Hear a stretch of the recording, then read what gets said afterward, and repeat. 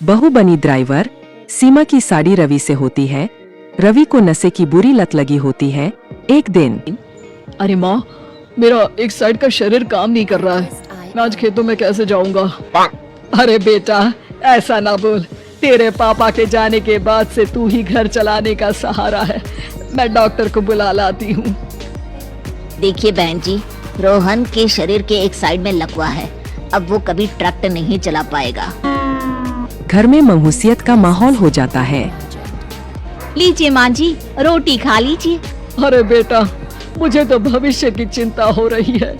मेरा एक ही बेटा है और वो भी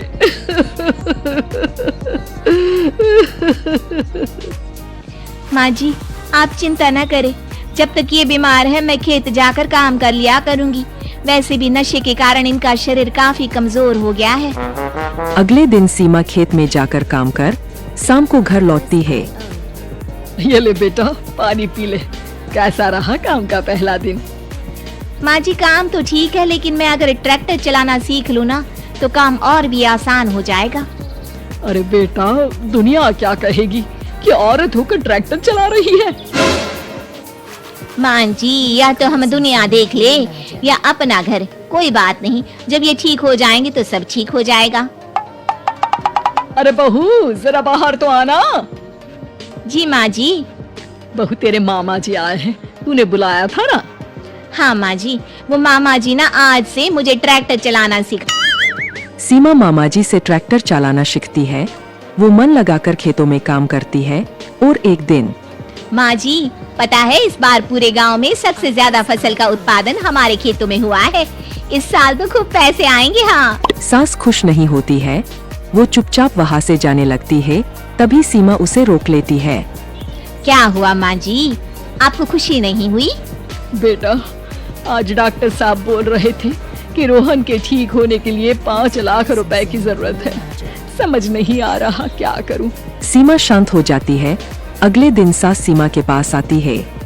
बेटा, ये मेरे गहने हैं। इसे अपने गहनों के साथ जोड़कर सुनार को दिया। जितने पैसे हो ले आ, डॉक्टर को आज ही देने हैं। सीमा अपने गहने और सास के गहनों को लेकर दुकान में बेचकर पैसे लेकर घर आ जाती है। माँ जी, सिर्फ 3 लाख रुपए का ही इंतजाम हो पाया है। बाकी के पैसे कैसे आएंगे? बेटा, अब तो एक ही चारा है, हमें जमीन भी बेचनी पड़ेगी। माँ, खेत बेच देंगे तो खाएंगे क्या? अरे बेटा, कोई दूसरा चारा भी तो नहीं है। रोहन ठीक हो जाए तो वो मेहनत करके इससे भी बड़ी जमीन ले लेगा। सास बहू मिलकर खेत भी बेच देते हैं। अब पूरे पैसे लेकर सास डॉक्टर के पास जाती है। डॉक्टर साहब, ये लीजिए सारे पैसे।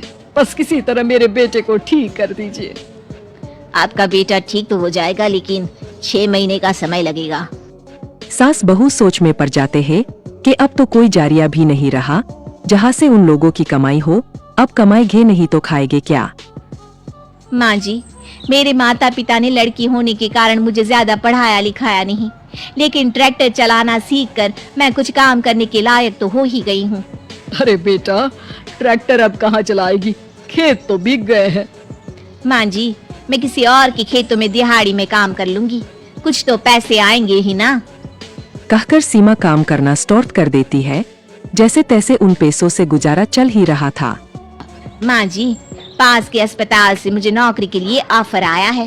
पैसे भी ये 4 गुना ज्यादा मिलेंगे और अब खाने पीने दवाई के साथ हम कुछ पैसे भविष्य के लिए भी जोड़ पाएंगे। लेकिन काम क्या है बहू? माँ जी, मुझे अस्पताल की एम्बुलेंस चलानी है। अरे, तू तो मेरी बहू नहीं, बेटा है बेटा। जरूर जा बेटा। और हाँ, तूने पूरे गांव में एक मिसाल कायम कर दिया कि हर काम हर कोई कर सकता है।